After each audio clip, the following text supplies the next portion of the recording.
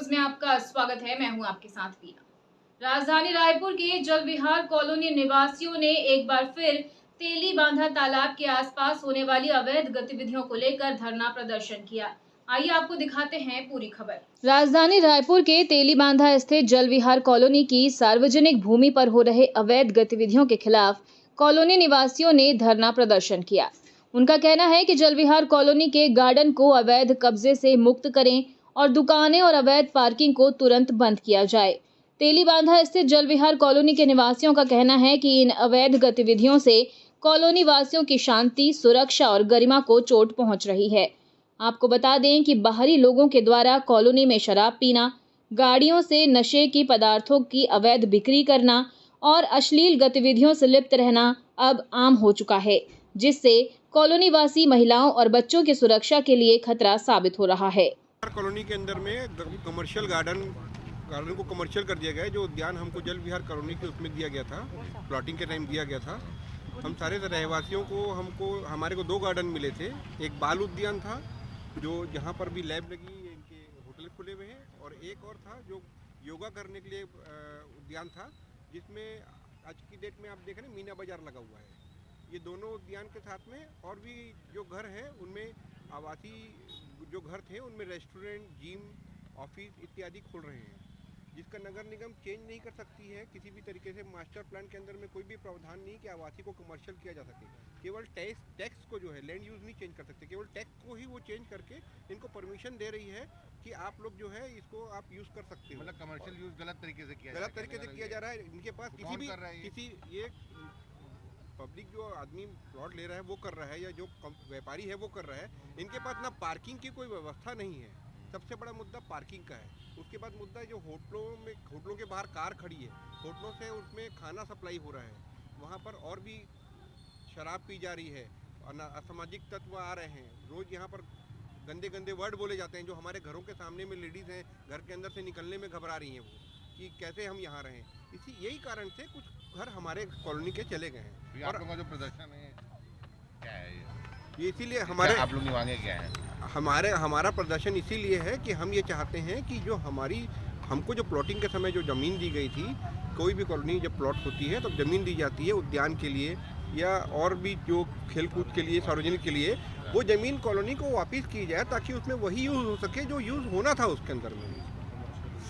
इसका commercial use कर रहे हैं। गवर्नमेंट की एजेंसियों से कोई मदद नहीं मिल पा रही? नगर निगम नहीं, गवर्नमेंट की एजेंसियों से तो हमने कम से कम 50 लेटर लिख चुके हैं। सारे लेटर की कॉपी है हमारे पास में, रिसीविंग है। लेकिन वहाँ से महापौर से भी हमने मिल करके बोला, कमिश्नर साहब से भी मिल के बोला, लेकिन वहाँ से कोई भी हमको जवाब नहीं मिल रहा है। महापौर ने सख्त कार्रवाई की बात की गई, महापौर द्वारा सख्त कार्रवाई की बात की गई थी गार्डन को लेकर और जो व्यवसायीकरण हो रहा है उसको लेकर। क्या अभी तक किसी प्रकार की कोई कार्रवाई है? लिखित कार्रवाई कोई नहीं हुई है। मौखिक कार्रवाई के रूप में बोला था कि उसको झूलों को निकाल दो। आधे निकले हैं। एक दिन 24 घंटे का समय दिया गया था, 24 घंटे के बाद में भी आधे ही निकले हैं और आधे आज तक वैसे ही लटक रहे हैं। छत्तीसगढ़ सिख समाज ने इस मामले को उठाया था पहले भी, पिछले जुलाई से चला रहा था मामला, और हमने इस मामले को लेकर लिखा पढ़ी की है। पहले नगर निगम को नोटिस दिया, महापौर को नोटिस दिया, कमिश्नर को नोटिस दिया, उसके बाद कोई एक्शन नहीं हुआ। इसके बाद हमारा वकील के माध्यम से इनको नोटिस भेजा जा चुका है, जिसकी कापी मेरे पास है।